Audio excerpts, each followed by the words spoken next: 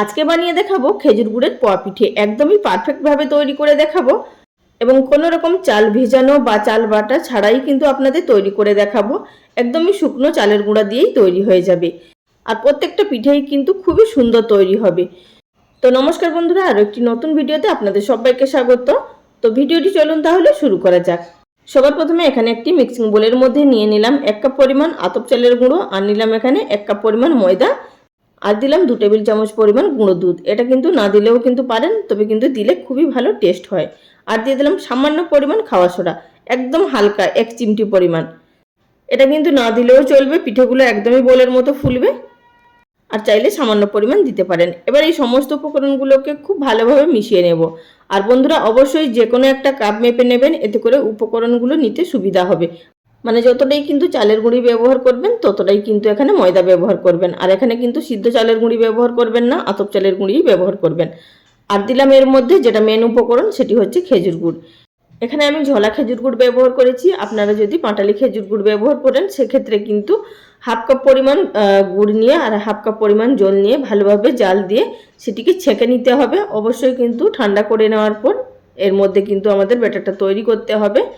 এখানে যেহেতু আমি ঝোলা খেজুর গুড়টা নিয়েছি, এতে করে আর আলাদা করে জাল দেওয়ার কোনো প্রয়োজন নেই। আর এখানে আমি হাফ কাপ পরিমাণ খেজুর গুড় ব্যবহার করেছি। আর আপনারা আপনাদের টেস্ট অনুযায়ী কিন্তু গুড়টা ব্যবহার করবেন। আমি যেই পরিমাণে এখানে খেজুর গুড় ব্যবহার করেছি তাতে কিন্তু মিষ্টিটা একদমই পারফেক্ট হয়েছে। আর যারা একটু যদি বেশি মিষ্টি খেতে পছন্দ করেন চাইলে বাড়িয়ে দিতে পারেন। এবার এর মধ্যে অল্প অল্প জল দিয়ে আমাদের মিশিয়ে নিতে হবে। ব্যাটারটা কিন্তু অবশ্যই একটু ঘন রাখতে হবে। আমরা যে সরু চাকলি তৈরি করি সেই রকম কিন্তু পাতলা ব্যাটার তৈরি করলে হবে না। যেভাবে আমরা চিতই পিঠে তৈরি করি সেইভাবেই কিন্তু এখানে ব্যাটারটাকে তৈরি করতে হবে। আর এখানে আপনাদেরকে একটি টিপস বলে রাখছি, ব্যাটারটা কিন্তু হাত দিয়েই একটু ফেটানোর চেষ্টা করবেন। আর প্রায় 7 মিনিট মতো ব্যাটারটিকে ফেটিয়ে নেবেন। এতে করে পিঠেগুলো একদম বোলের মতো ফুলে উঠবে এবং খুবই সুন্দর স্পঞ্জিও তৈরি হবে। তো আমি এখানে 5 থেকে 7 মিনিট মতো ফেটিয়ে নিলাম। আর ফেটিয়ে নেওয়ার পর দেখবেন এইরকম সাইডে কিন্তু বাবলস বেরোতে শুরু করবে। তার মানে বুঝবেন ব্যাটারটা কিন্তু একদম পারফেক্টভাবে ফেটানো হয়েছে। তো আমার এখানে 1 কাপ পরিমাণ জল থেকে আরও কিছুটা পরিমাণ জল বেঁচে গেছে। ব্যাটারটিকে আর রেস্টে রাখার প্রয়োজন নেই, চাইলে আপনারা রেখে দিতে পারেন 10 মিনিট মতো।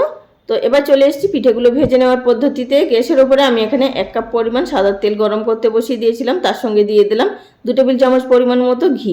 ঘিটা দিলে কিন্তু ফ্লেভারটা দুর্দান্ত বেরোয়, আপনারা না চাইলে নাও কিন্তু দিতে পারেন।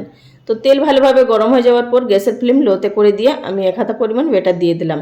আর পিঠের ব্যাটারটা দেওয়ার সময় কিন্তু অবশ্যই খেয়াল করবেন যাতে হাতাটা এদিক ওদিক না ছড়ায়। ঠিক সেন্টারেই কিন্তু আপনারা ব্যাটারটা দেওয়ার চেষ্টা করবেন, এতে করে পিঠের যে সাইডের ডিজাইনগুলো হয় একদম সুন্দরভাবে তৈরি হবে। তো দেখুন এখানে কিছুক্ষণ অপেক্ষা করার পর পিঠেটা কিন্তু ফুলে উঠলো। এই পর্যায়ে হালকা একটু তেল ছিটিয়ে দেব। এবার এটিকে অপর দিকে উল্টে দেব। এইভাবেই দুদিকটাকে উল্টে পাল্টে খুব সুন্দরভাবে কালারটাকে আমাদের চেঞ্জ করে নিতে হবে। তবে এখানে যেহেতু গুড়ের পিঠে খুব তাড়াতাড়ি কালারটা চলে আসবে, সুতরাং কিন্তু এখানে গ্যাসের ফ্লেমটা অবশ্যই লো টু মিডিয়ামে রাখতে হবে।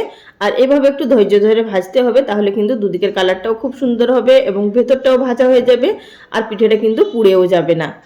যেহেতু গুড় দেওয়া আছে দুদিকটা কিন্তু কালার হয়ে যাবে, আর ভেতরটা যদি না ভাজা হয় একদমই খেতে ভালো লাগবে না। তো আমি এখানে একটি পিঠে তৈরি করে দেখিয়ে দিলাম। একই রকম পদ্ধতিতে আপনাদেরকে আরও একটি পিঠে তৈরি করে দেখিয়ে দিচ্ছি। এই পিঠেগুলো না তৈরি করতে ভীষণ মজা লাগে, আর খেতে তো তার থেকেও বেশি ভালো লাগে। আর চিনি আখের গুড় দিয়ে তৈরি করার থেকে কিন্তু খেজুর গুড় দিয়ে তৈরি করলে তার স্বাদ কিন্তু দুর্দান্ত হয়। যারা খেয়েছেন তারা তো জানেন এই পিঠের টেস্ট কতটা সুন্দর। আর যারা খাননি তারা বাড়িতে অবশ্যই এই পদ্ধতিতে একবার হলেও শীত থাকতে থাকতে তৈরি করে দেখুন। এই পিঠেগুলো কিন্তু টাটকা খাওয়ার থেকে বাসি খেতেই আমার বেশি ভালো লাগে। একই রকমভাবে আপনাদেরকে এখানে কয়েকটা পিঠা ভেজে আমি দেখিয়ে দিলাম। আর বন্ধুরা এছাড়াও কিন্তু বিভিন্ন ধরনের পিঠের রেসিপি আপলোড করা আছে চ্যানেলে, চাইলে সেগুলোও দেখে নিতে পারেন। আশা করছি আপনাদের সেই সমস্ত পিঠেগুলোও ভালো লাগবে। আমি এখানে নিচে ডেসক্রিপশন বক্সে পিঠের প্লেলিস্ট দিয়ে দিচ্ছি, আপনারা চাইলে কিন্তু দেখে নিতে পারেন। তো বন্ধুরা একই রকমভাবে কয়েকটা পিঠে ভেজে নেওয়ার পর এবার আপনাদেরকে একটি সার্ভিং প্লেটের মধ্যে সার্ভ করে দেখিয়ে দিচ্ছি।